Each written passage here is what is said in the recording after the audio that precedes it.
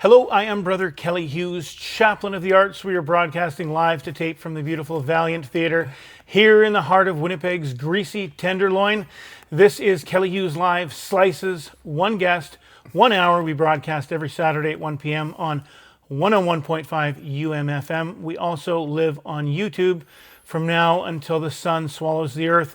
Thank you so much for stopping by. We appreciate it. Thank you so much to my guest for stopping by, CC Benison, Doug Whiteway, whatever we want to do. Whatever you want to call me. You can call me anything Bob. but late for dinner. How you doing? I'm doing fine. Great, that's good. And you? I'm all right. We got you here safely. You didn't get hit by a car crossing the street. No, barely. A little bit like Frogger, eh? Remember Frogger? Vaguely. I've seen it more on Seinfeld. There's a Seinfeld episode with Frogger. That's how I know Frogger. So you have your own Wikipedia page, which is exciting, which you didn't write yourself. I did not write myself. But not everybody probably knows who you are. So just tell us a little bit about yourself, something you want people to know. Why do you exist, whatever. And then give us the elevator pitch for your new book. Oh, my God. You can do it. Okay. Well, in the writing game, I was a journalist for many years. I worked at the Winnipeg Free Press. Been an editor. I worked at the Beaver, now called Canada's History. Has a very dull name. When it was called the Beaver, it was much more interesting. Good. Everybody loves Beaver. I mean, not everybody, I guess. But for some reason, they decided to change it, I think, in part because of the associations, especially in an internet age where people just typing in the Beaver, Canadian Beaver, and they're not getting a magazine. And I've, under a pseudonym CC Benison, I've written, I guess, about 10 novels now. I think the one that's come out is the 10th. Yeah. Most of them are crime novels, but this one that's coming out shortly is a romantic comedy, and there are no dead bodies in it. So this is the first novel I've written without a dead body. Okay, and it's called? It's called Dionysian Life. Dionysian Life. Yeah. Did you want to know why? Yeah, I do. Well, once upon a time, I was on the island of Galiano Island in the Gulf Islands, if you're aware of it. Well, it was named after an explorer in the 19th century named Dionisio Galiano. Okay. So I was visiting once upon a time, and an idea floated into my head based on Dionisio, because Dionysian versus Apollonian, the sort of intellectual versus the emotional. Okay. So it became Dionysian Life. So it's a romantic comedy with the usual stuff. Love lost, love gained, a wedding. 3 weddings and no funeral. 3 weddings and no. That's what it is. No more dying. No more dying for Doug. For this. So when was this that you had this idea? You said you had this idea when you were out there. Yeah. How long ago was that? Oh, it's a few years ago. I did the first draft some years ago, but because what little reputation I have is in crime novels, you can't write something outside of my genre because it demands a whole new audience, which is a challenge. Yeah. Yeah. So then you use your real name because you. Well, I could have, but I didn't because everything else is under my pseudonym. Yeah. So gets confusing. And is it? Now I saw the cover.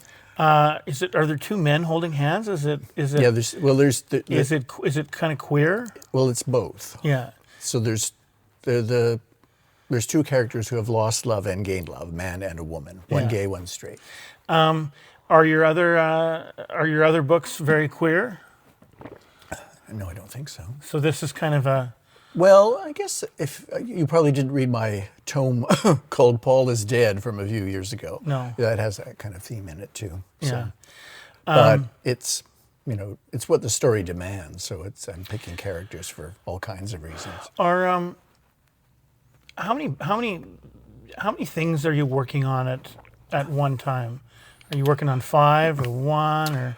No, I usually work at one at a time, but I'm thinking about other ones at the same time. I've tried the idea, why don't I write this in the morning and that in the afternoon? And by the afternoon, I'm pooped. So, do you write every day normally? I try to when I'm writing, but I do a fair amount of editing too for other clients, publishers and stuff. So. You got to work. Yeah, that's the writer's life. A man doesn't work, a man doesn't eat. Exactly. Unless you're independently wealthy. Yeah, unless you've got born with a silver spoon in your mouth, or you marry well. Yeah. That's my advice to many writers. Yeah. Marry well. I've only been married once, and I married badly. That was. Oh well. But then after that, I was done. I thought, I only get one. I only had one in me. One chance. That's all right. So do you feel? So when is it out yet, or it's coming? Actually, I'm picking up some copies in a couple of days. It is printed. It's out. Whether it's been distributed yet is another question. So that usually takes a while. So you're not really. I mean, you're not really worried that people aren't going to read it. I mean, people like your writing. Yeah, I mean, it's nice that if anybody reads it, there's so many entertainment choices these days. Yeah. I read somewhere, how many, like 40,000 new titles in the English language are produced every year? Wow. Like, you can't make a dent in this year's production, much less the last 10 years, the last centuries. I might have that figure wrong, but I know it's huge. Nobody's going to verify it, so whatever you say is true. We're going to assume that's true. You know what? It kind of makes me think of Alexander McCall Smith. Yeah. Because he does his... I mean, is he alive still? Yeah, he's still alive. He must be 100. And so prolific. Yeah. But he writes everything under his own name, and some of them are the mysteries, and some of them are... you know what I loved was the one about the professors. Oh yeah. And with the funny names like the Portuguese irregular verbs. Yeah. And and I had read some of the mysteries, and I picked up one or two of these other ones, and there was no mystery in it, but it was sort of, I like his writing, and I like the kind of scene that he sets, and it kind of just nothing much happened. Yeah. It was sort of, but I enjoyed it. It was sort of bumbling around, like it was like oh my God, Ignatius Riley, my God, what is wrong with me? A Confederacy of Dunces. Oh yeah. Okay. A Confederacy of Dunces, which is really just kind of this guy bumbles around and does sort of funny things. Yeah. Is the new book funny? Yes. Yeah. Actually, the subtitle is a comedy. Just in case if it was just Dionysian life, it almost sounds like a kind of an academic tome about life in ancient Greece or something. Sure, yeah. Yeah. So, I hope it's funny. Funny-ish. Who, when you're, before you've got something out, you probably get some different eyes on something, right? Yeah, I usually have a couple of people read it first. Yeah. And give some suggestions, Yeah. And do you have somebody that if they read something and if they really like it, then that feels, feels good. You feel like you're... Yeah. The thing about having your friends read it is that they don't want to hurt you too much. Yeah. It's almost like working with, if you ever work with AI, any of that stuff, occasionally, anything you do, it says is wonderful. It's very complimentary. Do you know that? So you're talking about the chat bots and stuff? Yeah, that kind of stuff. Well, not the chat box, but I think I guess chat, what's it, Chat GTP or something? Yeah. GPT. So I haven't actually, because the whole thing I find very kind of icky. What are you doing on AI? Oh, AI almost comes up with anything. It's research, really. It's quite, the thing I'm working on now has some, I really need some fine details about events in the 60s, 70s, 90s. And I could spend an hour going through site after site on Google, but it finds it in a few seconds. And the most precise detail. It's right. wonderful. Except I have noticed, if you're just talking about Google and the results that come up first, some of that information just is not right. No, that's true. Like I've looked stuff up, or I've you've been looking one thing up and it'll spit out a bunch of information that contains some other things that I definitely know, and I'm like, this is 100% wrong, but it says it with such certainty. Yeah. And I feel like yes. I feel so suspicious now.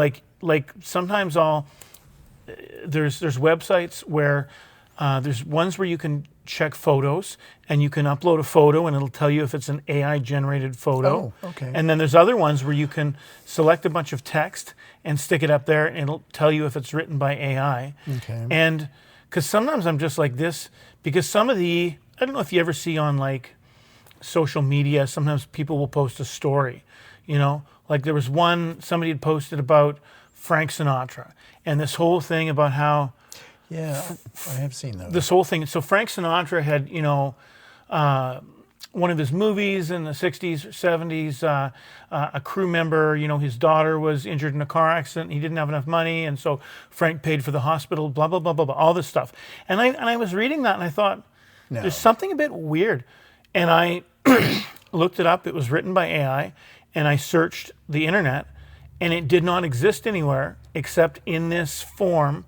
And so somebody had used AI to write an apocryphal story, and then it's out there. Yeah. And it's like the opening the pillow and all the feathers. Like it's and what really kind of bugs me is that people don't Yeah, they aren't critical enough. Yeah. they don't understand you know what's it, and I mean you really have to be savvy to figure out what's real and what's not real. But then even like pictures, you know, old you'll see old the things that are, you know, vintage photos Yeah. or whatever, and they're just not real. Yeah. Because you look at it and you go, that doesn't quite look right. And then they're out there, and once they're out there, Yeah. they're all out there. Well, yeah, I wonder why people do it in a way. Like this Frank Sinatra thing. What was the point of creating this thing? I think the point is to get people to Yeah, come look. to your thing, but it seems very pernicious to me. Like it seems, you know, because it just the internet. Like once stuff is out there, it doesn't go back away. in the bottle. Like it's just out there.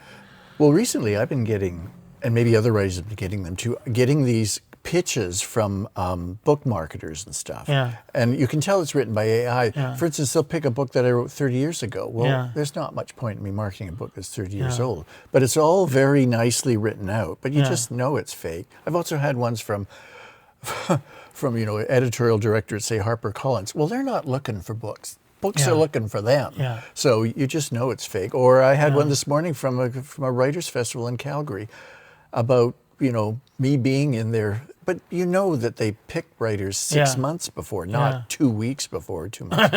So it's just, and I've been getting a lot of them. It's very strange. When was your first novel out?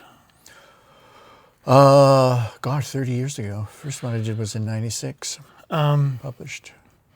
Well, now, so you told me we had this discussion in the green room, if you will, and you told me you're 75. Mm-hmm. And you look great, by the way. Oh, thank you. It's you don't look a day over 60.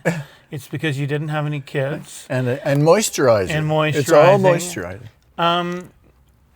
So you were a bit of a late bloomer, like you were in your 40s. Yeah, I don't think that's unusual in No. a way. 30s or 40s. I don't think many people are published too seriously in their like 20s. But you know that still has been 30 years. Does writing novels and putting out, you know, actual physical Books. thing like this, look at that, Anne Shumagalski. Oh, Does that feel like does it feel a bit quaint in 2026? I mean, are we? yeah. There was a good article in The Atlantic a week or two ago. Like, are we at the end of reading? Yeah. This notion that people just aren't reading to the same degree or reading at the same complexity. Yeah. You have English departments and history departments shrinking, and whether there's that whole culture is starting to Yeah. almost go back to a certain maybe elite in the, say, 18th century. Only a certain strata read, Yeah. and then there's a huge middle classation Yeah. of reading, and now you wonder if it's shrinking again. Yeah. I mean, I guess it's not going to die, but I mean, there's an adjustment for sure. Yeah. But we actually, what's the date today? Is it the 12th? I think it's the 12th. I announced that I was closing my bookstore 15 years ago yesterday. Now that I think of it as we're sitting here, and one of the, you know, when I talked to the Global or the Free Press or whatever, I mean, they sort of wanted the narrative to be ebooks. That's what they wanted at the time. That's what they wanted the narrative to be. And my problem was different. My problem was I was partners with my then wife, who, I'm going to just say this, she's never going to see this, but who just wouldn't do the things that we needed, that I felt like we needed to do to be successful as a business partner. Yeah. And then there's some other financial stuff. So it didn't really have to do with ebooks, but I kind of went along with it because that was, that's what they were saying, and that was good enough. I needed you got to have a reason.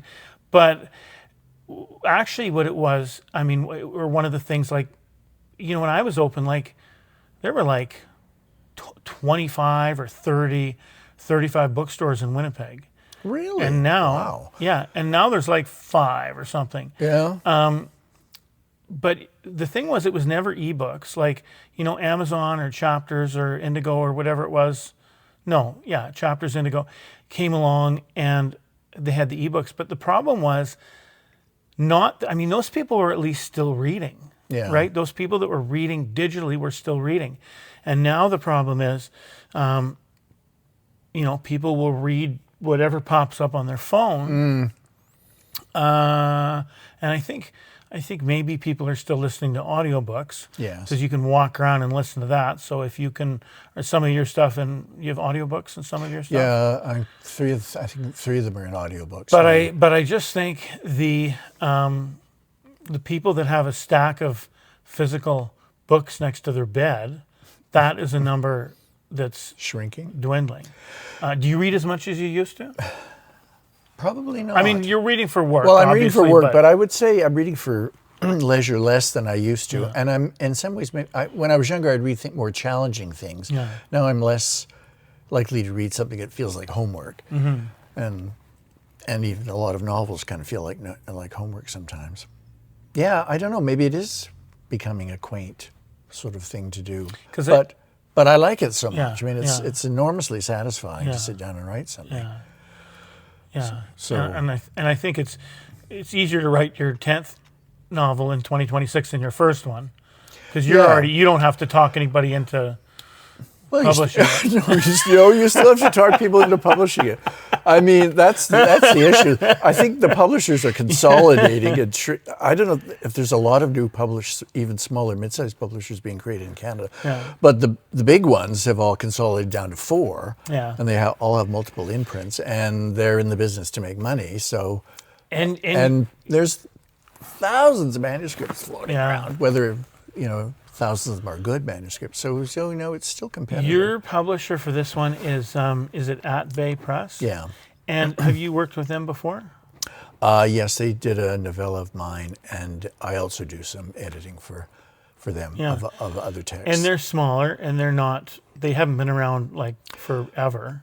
No, they are newer. They may be the newest in Manitoba, I would think. I'm not sure how long they've been around, though. I think they started in Toronto. Yeah. If Matt's watching, he can tell us. But it's a different experience, I guess, working with a smaller publisher like that. Yeah, there are differences. It's the larger publishers, like I was with different Random House imprints. There's a long process. Like they would start editing or something more than a year and a half away, and it just goes very slowly with several editors. Where it's sometimes a little more seat of the pants in with smaller publishers. So do you like one of them better, or they're just different? No, they're all a little different. Yeah, they're fine. Yeah.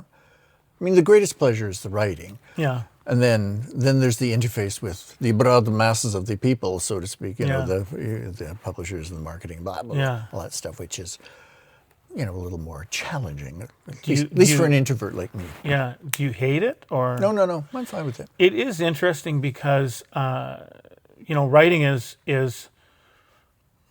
one of the more solitary arts. It's not really performative, and you're sitting, by yourself, looking out the window the whole time, and then you have to present it. Yeah. You don't have to. I guess you could just write for yourself, but if you want anybody to see it, then you have to do the stuff. My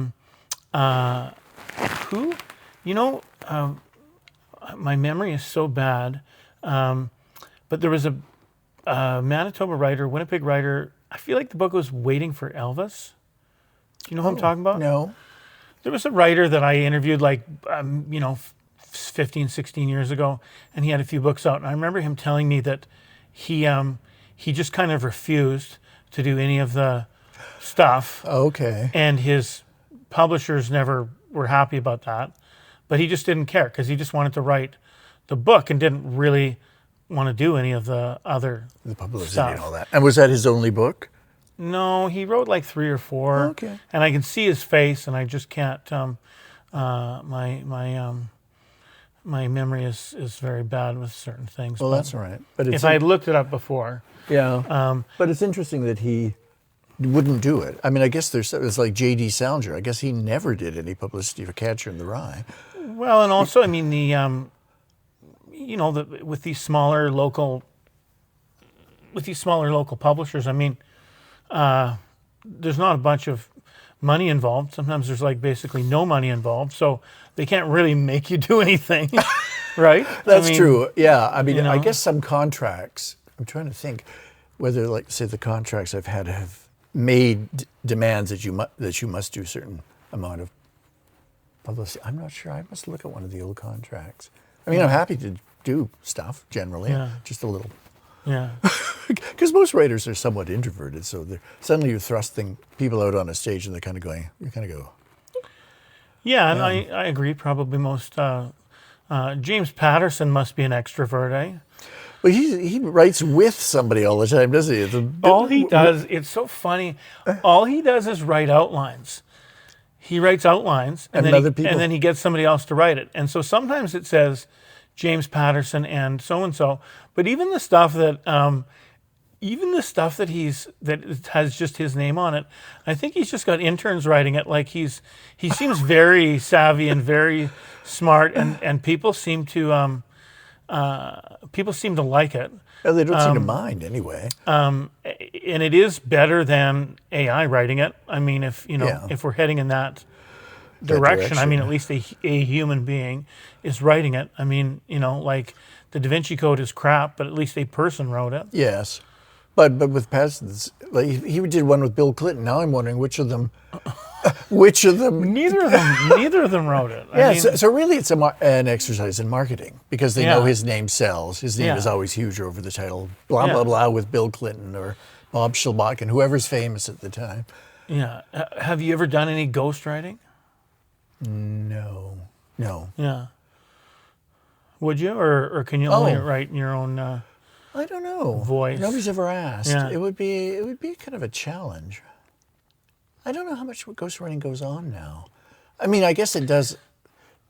Yeah, it actually, like all those celebrity biographies. Yeah. There's a rare celebrity that's writing their own stuff. Yeah. But the ghostwriter is, I guess, not often acknowledged. Or I don't know what the arrangement is. Well, like sometimes they're not at all. Like Art of the Deal just says Donald Trump. Yeah. And he did not write that. I mean, he can barely read. But then sometimes it says, Paris Hilton with blah, blah, blah. Yeah. But I guess it depends on what kind of juice the ghostwriter has. If they don't have any, then they don't get their name on there. Yeah. Whatever the contract was. Well, and the other thing, too, is this phenomenon where stars are now publishers, like Reese Witherspoon selects, allegedly sort of as editorial direct something. And I think, really? Or is this just a... Well, but again, I mean, at least, if people are reading at the end of that, that's great. I mean, like when Oprah had her book club, I mean, at least people were reading those books. Yeah. I think she still gives her imprimatur to stuff, doesn't she? Oh yeah, I don't know. I'm my knowledge of what Oprah's doing right now is fairly thin. Me too. I've got some other things going on, and I don't have. Well, she doesn't have her own show anymore, so she's only semi-famous now. There'll be a whole generation that barely knows her. Well, she must still do stuff and stick it on the internet. And what's so interesting to me is like some of these things that are appearing on the internet, whatever they are. Sometimes they're short form, and sometimes they're a bit longer.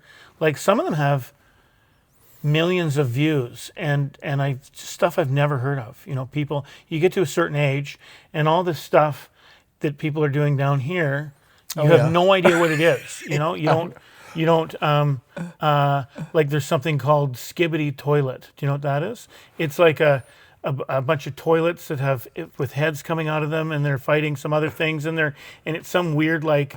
It's like a cartoon, but it's not. But it just exists on the internet, and it's like millions and millions and millions of views. And I'm 56, and I find it so confusing. Yeah. So you kind of like at some point you age out, and you just go, I can't. Yeah. I can't. I mean, it's if you can keep up with the music, Yeah. great, good for you. But some of these other things that technology has gifted us, Yeah. because it's been in a lot of ways the internet has been the great equalizer Yeah. in a lot of ways where people can get their stuff out there and they don't have to pass through the gatekeepers. Right. But I mean, some of it is so like the most popular podcast is Joe Rogan, and he sits there for 3 hours, and sometimes his guests are like big, and sometimes his guests are just some guy who thinks that Hitler was the star of World War II or whatever, and they'll talk for 3 hours. Oh. And people will just like millions of people will watch this stuff. This is like, bigger than what's on TV. I know, and I've hardly ever listened to or watch a podcast. As you say, you just sort of age out of things, certain formats. Occasionally, I look in the iTunes store to see what music's being sold. Yeah. 95% of the artists I've never heard of. Yeah. So in music, you really do age out, and in other things too.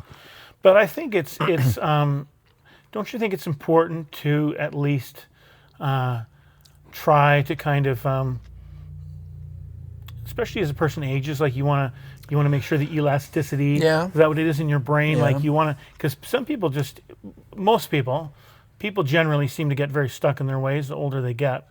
And it seems like if you can kind of, do you know who's really on the ball, who I interviewed a couple months ago? Margaret Sweatman. Like so sharp. So we ended up talking about AI and a bunch of other things, and she knew, so much. She's probably around your age. Probably. And she just was like so up on everything. And I think, I think that's great. I think, but I mean, I'm also like very interested I'm very ADHD, so I'm very interested in lots of different little things. Well, that's I'm good. kind of soaking things up. Are you just interested in like 5 things? No, I don't Or do think you so. You kind of like to pick To all the some little degree, different but things up. but it's nice to delve into certain things, Yeah. I guess. Yeah. So when you're, a lot of the stuff that you've written has been set in England. Yeah. So you're having to do your research to make sure you got the right places and the right people and all that kind of stuff. Yeah. What did you do for this last one? Dionysian Life, did I say it right? Yeah. Well, most of it was just out of my head. Yeah. I mean, there's some of the settings and stuff are from Galliano Island, but otherwise everything is just completely made up. It's not like so some of the ones set in the UK. I had to go. I didn't have, or at least at the time, just to pick up all kinds of nubbly detail. Yeah. Actually, the first series I did in the 90s, there was no internet or anything. I had to use all secondary sources for information. But And that was the Queen's Maid. that stuff. So, but then the Father Christmas series, there was a lot more internet. Like Google Earth had come in by that point. But I went to the village that is the model for the for the fictional village and sort of explored it. Are you an Anglophile? Well, I suppose in a way, to some degree. Why? So why did you pick there? Like what? How did that? Oh well, How did you land there for the? Well, for that Father Christmas series, is just Father Christmas. Father Christmas doesn't scan in North America very much. It's a British thing, so it seemed logical to set it in England. Yeah, and do people like British Yeah, mysteries? yeah, I mean, they're and there's quite a number of North American writers who write in that English idiom. Strangely, I'm a bit of an Anglophile, and I've listened to a lot of BBC and a lot of the BBC like online. You can get BBC Radio 4 Extra, and they play all the old radio plays Oh, yeah. and all that stuff. And I just love the different. I love the different voices and the different accents and the different regional stuff. And sometimes they'll play like an American radio play, and all of a sudden I hear these Americans, and I'm like, what is happening? And I'll turn it off. I'm like, get these Americans out of here. Yeah. I want to listen to the Brits, because everything, Yeah. everything they say sounds better to me. Well, I know I have Google Home, and I often just ask it, Google play BBC Radio 4, and it just streams in. Yeah. And the programming is so varied and rich and stuff, and they have great. You can go back in their archive, like Desert Island Discs or something like that. Why, this is almost like Desert Island Discs. Okay, well, not Yeah, yeah, almost. And that's another thing, like that we're kind of missing, I think, now, with sort of the onslaught of whether it's AI slop or whether it's just everybody and their dog who can put anything out, because you can just put so stuff easy. out. Yeah. There's one piece of that you miss is the curating, right? And so that when you listen to BBC 4 or certain things on NPR or CBC, that you kind of know what you're going to get. Yeah. And sometimes like it's, how do you wade through? Just there's so much out there. Whether like you say, when you listen to the music, you're like, I don't even know what it is. Yeah. Well, there's only so much time in the day. You can't. Yeah. Yeah. But just on the other point, I must depend on gatekeepers and curators of stuff. I don't have the time to wade through everything that's available in every medium. Yeah. So I have to kind of depend on certain almost traditional sources like legacy magazines and newspaper, what's called legacy media now, because the non-legacy media, there's so much of it, and I don't know where to go with it, what I'd find, what I'd look for. Yeah. And you worked in print, in news, was it the Free Press? Free Press. It was also the Tribune too, wasn't it? Yeah, The Trib. The Trib. I mean, that is a long ago, because it died in I think it died in 1980. Yeah, made a start there, and then worked. And that's and that's changed so much. Yeah, Like that's changed like probably even more than just sort of literary writing. The Free Press. I guess a couple of weeks ago they announced they were done with the community. Papers. Yeah. Yeah. Oh, yeah. So that was too bad, because I know some people that, Christian Cassidy and Janine Legal and some people that were writing for those, and it's just. Do you get the print? Do you get the Free Press? No, I don't really. It's, it is strange what years ago I would have read or watched, but that I don't now. Unfortunately, things like The Guardian is free online. Yeah. Sometimes it just comes down to costs. I was trying to. I feel like you used to be able to pay for a single Free Press article online. Oh, maybe. I feel like there was a way, but you can't now, because I was at a thing yesterday. They opened this They opened the supervised consumption site down the street. Yeah. So my partner and I went, and we were just giving out snacks, and we were just there in support, and hoping that the protesters or whatever didn't show up. So we were just there. So I ended up doing some media stuff, and I was in the Free Press, and I knew that, but I couldn't. I could see the headline. Yeah. But I had to pay, and I was like, well, I would have paid $2 or whatever for this article, but it wanted me to sign up, and Right. So you do end up. Unfortunately, you do, unless you're a local news junkie, and you have to.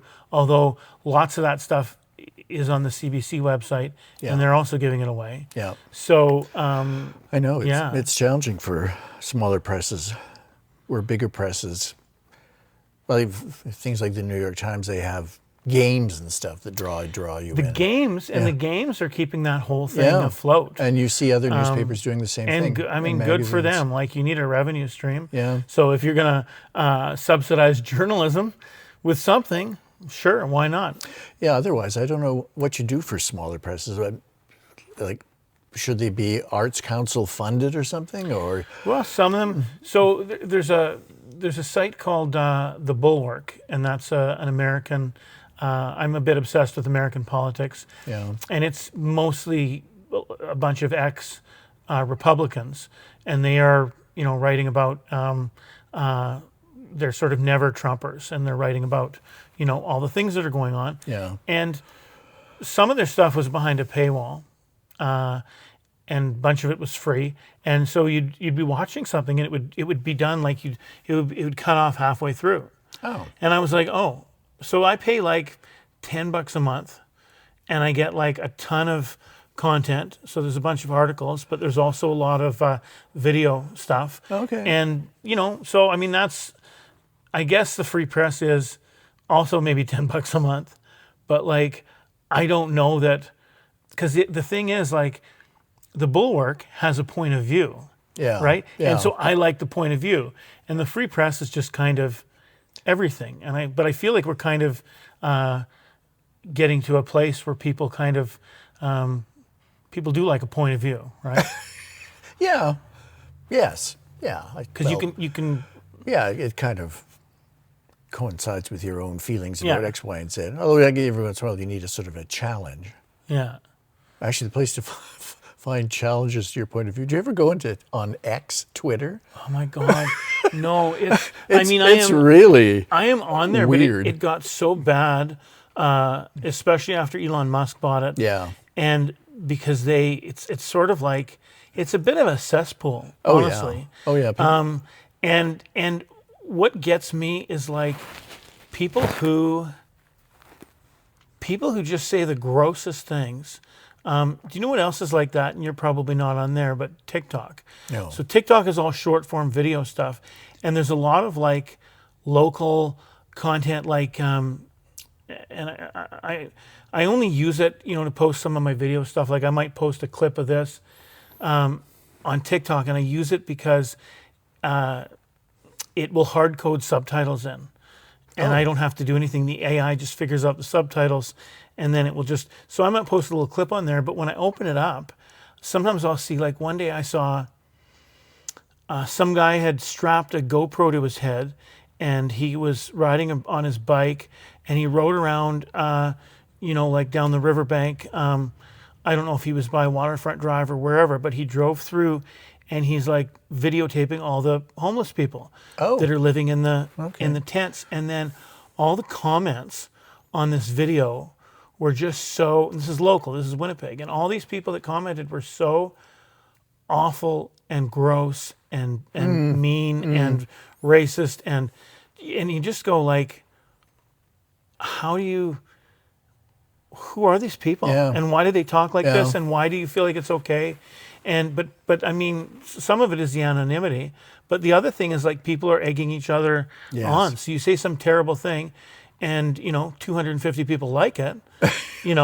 Okay, great. That's not going to stop you from doing that. Yeah. And so I kind of some of that stuff, like I'm happy to shelter myself from some of those things, and there's people that I've just blocked, like on Facebook and whatever, just people that I'm like, I don't want you interacting with me. I don't want to interact with you. So I guess that does, I don't know, kind of splinter people off into groups, but also for my own mental health, like, some people I just can't. Well, and before you didn't know what they really thought anyway. Yeah. But yeah. So I don't know if it's, I don't know if it's better because the masks have come off, because if people are just racist and whatever, they just come out and say it now. I don't know if that's better. I mean, it's more honest, I guess. And I guess it's not moderated, is it? Like for instance, like the Times of London is Dead cheap too, but they have comments, Yeah. which are very interesting. But they are monitored, so you often see edited, or removed. Yeah. So it seems like more of a sane discussion rather than people screaming at each other. Yeah. Well, but X, But X is X full. is not moderated. No. And the only thing is sometimes they will throw up community notes or whatever. They'll throw up a thing where they'll true. say, well, this isn't true. Yeah. And even sometimes there's been a few times where like Elon Musk has actually had a community notes thing thrown up on him because he's saying something on his own, platform that's just not true. Yeah. But I don't know if that makes any difference. No. I mean, like you say, we kind of we do just kind of like to be confirmed in what we our already sensibilities. Yes. what we already My think. point of view is perfect. You're an idiot. So it is a little bit. I don't know. Do you think we're Going to Do you think we're? going to hell in a handcart? No, we definitely are. Do you think we've lost civility? I mean, Yeah. Yeah, I think so. A certain degree of civility. when are your Father Christmas books set? What is the time frame? Oh, they're roughly contemporary, so Yeah. they're in the 21st century. Yeah. Yeah. Are they rough and tumble, or are they a No, little bit they're sort of that gentle, More gentle. cozy? But they're Is not, it a cozy? No, it's No. I wouldn't describe it as cozy, Yeah. but it's not hard boiled either. Yeah. It's somewhere in the middle. Yeah. Yeah. I mean, apparently one of the strange conventions of crime novels, particularly in the general cozy areas, you can almost have any theme you want, any horrible murder, but the thing you can't do is swear. Interesting. Yeah, it's very odd. Huh. Yeah, and if you do stick one, and if the editorial people will tell you to take it out, or you'll get complaints. Yeah. Yeah, like people are often offended by the strangest. That's interesting. Well, and also I think you could probably, and I've noticed this in movies too, like you can kill as many people in horrible ways as you want, but if you kill a dog, Yes, yeah, I know. And I've seen movies. There's a movie with Stephen Lang, the actor. No. There's a movie called I can't remember what it's called, but he's sort of a horror movie where he plays a blind man, and these kids break into his house to rob him, and he ends up being a psycho. So the thing gets switched, and I don't remember, they did two of them, and I don't remember which one it was, but there's this whole thing where there's this dog that's after him, and he's this bad guy, and they have to have this very convoluted way where the dog gets away. Do you know what I mean? They have to have this he can't kill the dog, even though he's such a terrible person, because people don't want you to kill the dog. Yeah. And even in Seven Psychopaths, have you seen that movie? No. There's a bit of a meta commentary about, they've kidnapped this dog, and there's a whole thing about, well, you can't kill the dog. Nobody's going to be with you if you kill the dog. And there's this whole thing which is just so interesting. But yeah, you can cut people into a million pieces, and you can, because usually those people that get often the people that get killed, you're not invested in the people, right? No. They get killed right away, or they're, But you're always invested in the animal. Yeah. The cat, the horse, almost anything. Like even in the medieval fighting scenes when the horse goes crashing to the ground, you get a little worried. Yeah. Well, now I mean, it's the CGI is so good now. Yeah, maybe they they're not. can just do all that stuff. They're probably using less, dangerous stuff for animals. You know what I saw the other day? Have you seen any of the modern Planet of the Apes movies? No. So what they do now is they do this motion capture. Yeah. Where they have all the little things all over you. Yeah. And you do the acting, and you make the faces, and you do all the stuff. And then they make you look like a monkey. Oh, you don't have to wear the costume. No, because you've got like little kind of points. I've seen those points. little green. Yeah, and then they put it all together, and I watched. I hadn't seen any of them, and I watched one of them the other day, and I was like, some of those micro expressions, and then I realized like that's an actor that's doing that, and then they're just finding a way to digitally, turn that into a real thing, which I just thought was so interesting. I mean, technology is just Oh yeah. Yeah, it's come Well, so far. well, have you watched any of the Game of Thrones things, like with the dragons? No. Oh, they're just astonishing. Yeah. And of course, you just I- know it's CGI, but Yeah. it just looks so real. Do you know what I love though? I still love practical stuff, and so on my social media, I guess I keep watching stuff, and they keep showing me Buster Keaton. Oh, okay. And Buster Keaton did all these like, Yay, yeah. amazing practical things, like the one where they cut the front off the house And it falls and up. they drop it. And apparently, I don't know that this is true, but apparently this is what happened: is they were trying to figure out exactly how to do it, and he was, and he just finally he just put a nail in the ground and he said, "This is fine, do it." And it, yeah, it just fell right exactly. He's right in the Where he center. was, yeah. For those of you who haven't seen it, the thing falls and there's an open window and he's standing there and it falls all around him and he's in the window and he just walks out. And to me, like that, I love that practical, Yeah, the authenticity of it, that yeah. creativity, that skill, and especially then when it was like nobody had ever done anything like that, and there was no. There just was no kind of. It was a completely new Yeah, thing. and I guess there weren't stand-ins even. What? Or could he have had a? Yeah, you couldn't do a stand-in. No, It he wouldn't was. look I like mean, him. you could have, and they did for later for like probably I don't know. Roy Rogers, I'm sure, had a stand-in. He wasn't doing all the tricks on his horse. I'm Yeah. sure that was somebody else. Yeah. But you're wearing a cowboy hat and whatever, so they don't see you. What old mysteries do you like? What were some of the ones that you read that you kind of really just sort of turned you on to that? Oh well, it would be actually Agatha Christie, Yeah. I suppose. Yeah. The Mask. When we were kids, yeah, reading a lot of I guess it'd be the first golden age of crime writing. Agatha Christie, Dorothy Sayers. Yeah. Can't think of everybody's name, but yeah, it would be. And then there's another. Any G.K. Chesterton in there? Did you read the? I think I did. Father one or Brown? two. Yeah, yeah.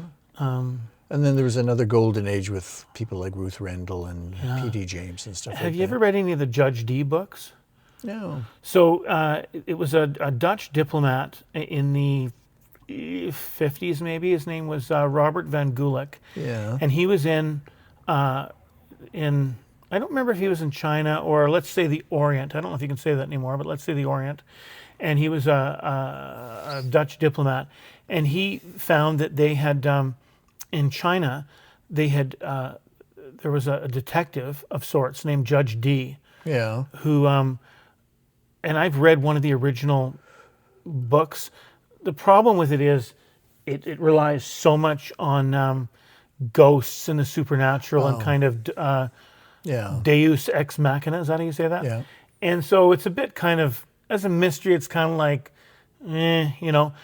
So he wrote a bunch of Judge Dee mysteries, which are kind of more like, the ghost stuff is really toned down, and it's just more like a kind of a real mystery. Yeah. And I kind of love and they're all set like in maybe the Ming Dynasty or the Tang Dynasty, and so it's very interesting. And I kind of it made me want to read I read some of the other like old, sort of historical mysteries set way back, like Brother Cadfael. Oh yeah. And some of the ones that kind of like you take all the technology out of it, and then these detectives have to use other methods. Yeah.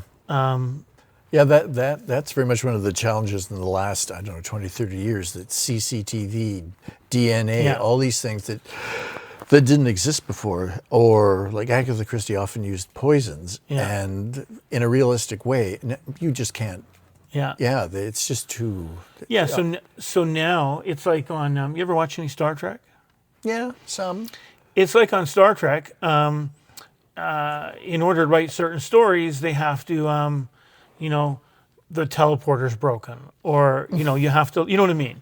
The power's out. You know what I mean? You have to. You can't, because there's so much tech and there's so many ways to normally fix that. Yeah. If you want to, tell a certain kind of story, like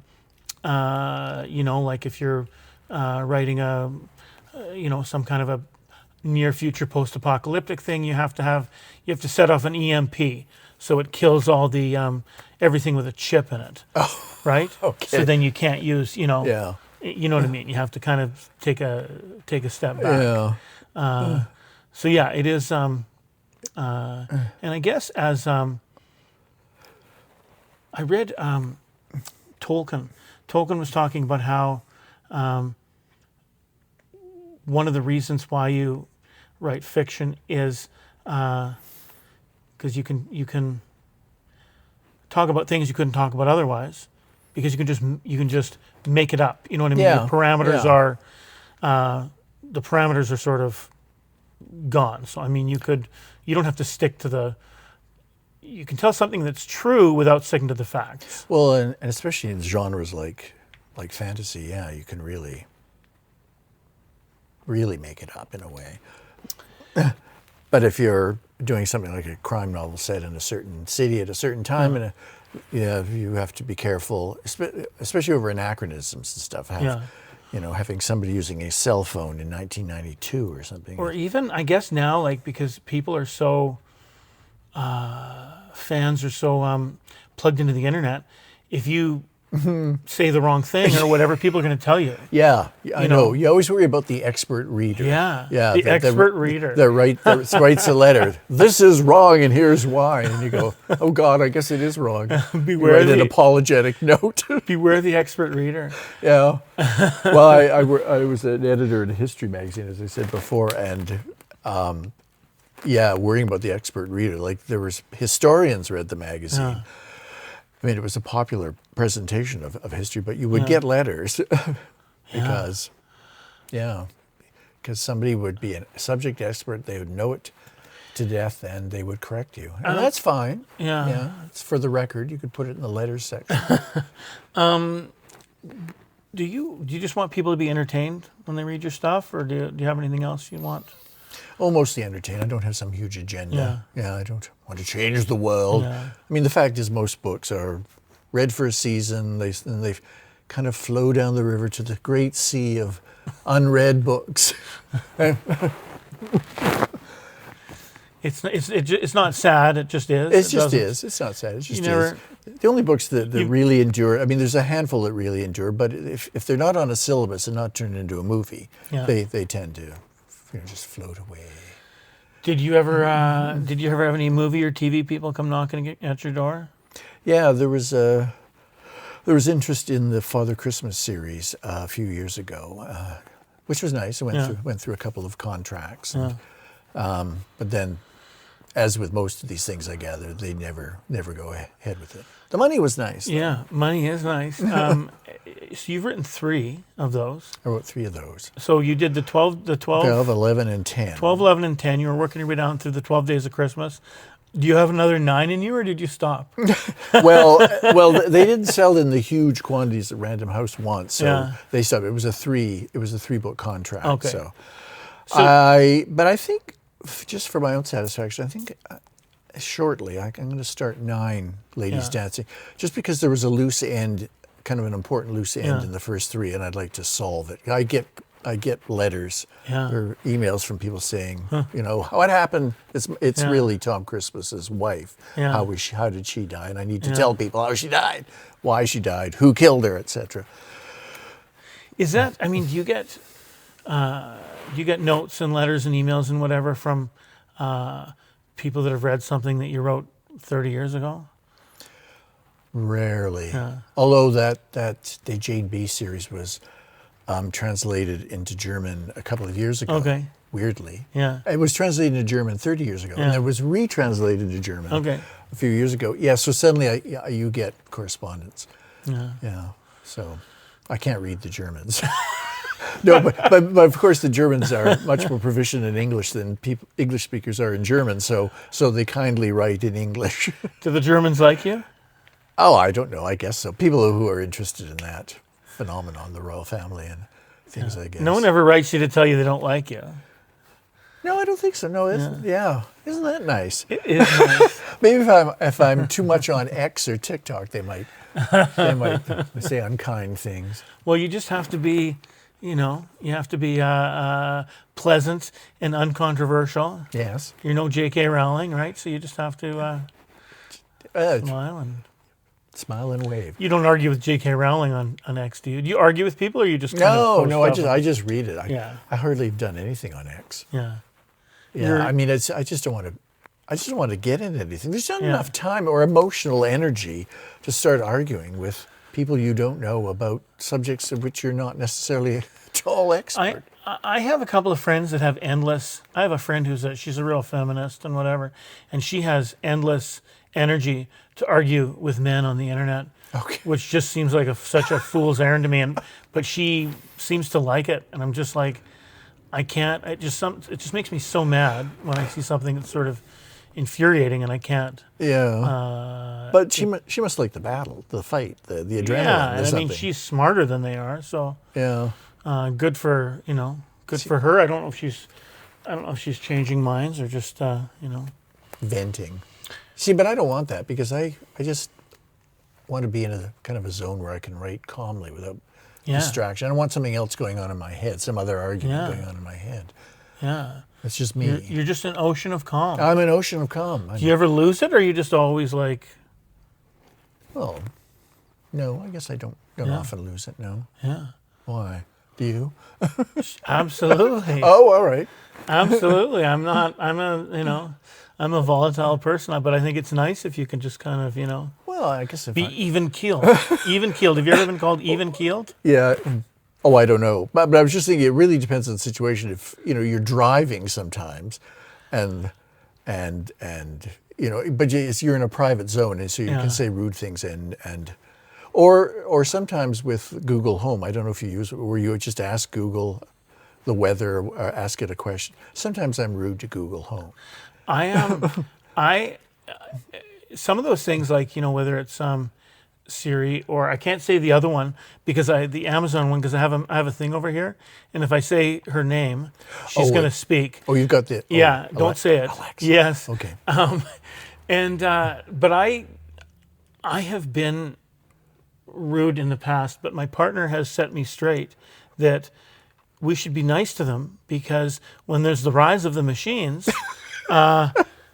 right? We need to be in good standing with the machines so that they go easy on us. Because I mean, it's inevitable. You've seen enough movies. Yeah. It's inevitable that they're going to take over. Okay. And so we just don't want too much trouble when it happens. So I always say thank you now. Well, that's very wise. I've not thought. I haven't thought of that. And you can go in and read the transcript. You can read the transcript of what you've said to Ellen. I've gone in and read what I've said to Google, and I'm kind of shocked at myself. But see, that's just between me and a machine. But as you say, maybe you can put out a book that's just all your conversations with Google Home. Or maybe write a book via Google Home. Just speak into Google Home. Oh my God, this sounds awful. We have been sitting here for an hour, and we are out of time. Oh, okay. The book, you've got a new book, which is, we think it's, what did you say? You said it is out, or it's coming out, or it's... It is out, I would say. Yeah. It should be available shortly. It's Dionysian Life. Dionysian Life. Dionysian Life. It's at Bay Press. It is... at the usual venues, I should think. Places, and then there's a digital copy, one presumes, already. Shortly, Kindle, it's in production. Yeah. And they've changed the name. I was going to say I'm at Thin Air in October, but it has a new name. I can't. Winnipeg Book Festival. Right. Yeah. Yeah. That seems fine. Yeah, it's okay. That's fine. It's like the Beaver changing its name Yeah. to, Yeah. So that is it. So if you like CC Benison, you're going to like that. So please check it out. And Doug Whiteway, thank you so much for stopping by. Well, thank you. I appreciate it. Thank you. We'll shake Look at that. No, there we go. Oh, we got to do one of those. I don't know. No, I was trying to get my hand in. You grabbed my fingers. It was too quick. Let's do this. Oh, the bump. Here, there we go. The bump or the that. I'll shake the bump. There's so many things to do. Thank you so much, Doug, and thank you so much to you for stopping by. We do appreciate it. Art will save us all. Ah.